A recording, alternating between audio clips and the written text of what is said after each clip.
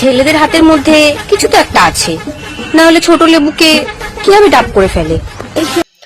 আমাদের কাছে জাদু আছে, ছোট লেবুটাকেও আমরা ডাবে পরিণত করে দিতে পারি। তোমার বাসা যদি ছোট বোন থাকে তাহলে পাঠিয়ে দাও, আমরা ডাবে পরিণত করে দিব।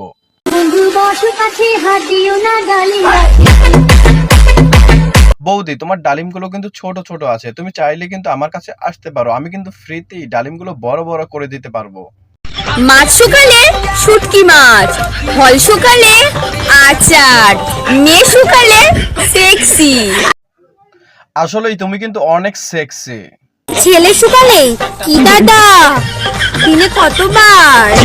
দিনে 5-6 বার হাত মারতে হয়। সেক্সি বৌদি কোথায় পাবো বলো?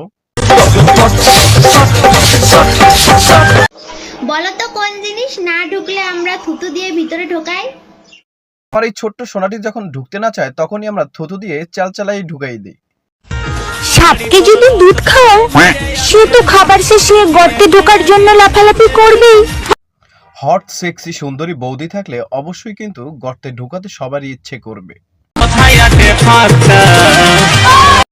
এই গরমের মধ্যে যে কোলবালিশ জড়িয়ে ধরে ঘুমায়, সে আর যাই হোক কখনো তোমাকে ছাড়বে না। কোলবালিশ জড়িয়ে ধরলে যে মজা আছে তার চাইতে বেশি মজা আছে তোমার ওই ফিগারটি জড়িয়ে ধরলে। পৃথিবীর সব থেকে অপ্রয়োজনীয় জিনিস কি জানো? ছেলেদের দুধু। বৌদি, ঘুমের ঘরে স্বপ্নে দেখতেছি তুমি আমার দুধু চুষতেছো।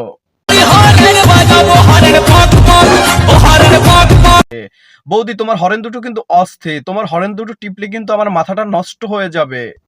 ওয়ে বন্ধু, মধু যদি খেতে হয় তোলা এসে খাও না। তুমি 10 মিনিট দাঁড়াও, 5 মিনিটে আসতেছি আমি তোমার মধু খাওয়ার জন্য। আচ্ছা বন্ধু, বলো তো মেয়েদের কোথায় বেশি গরম থাকে? বলো তো দেখি কেমন। ছায়ার তলে গরমটা একটু বেশি লাগে বৌদি, তাই তোমাকে হট দেখাচ্ছে। আচ্ছা বলো তো বন্ধুরা, মেয়েদের দুই ঠ্যাঙের মাঝখানে কি থাকে? দুই ঠ্যাঙের মাঝখানে বৌদি নুনু থাকে। ওহো, তোমার তো আবার নুনু নাই, তোমার তো ওইটা আছে।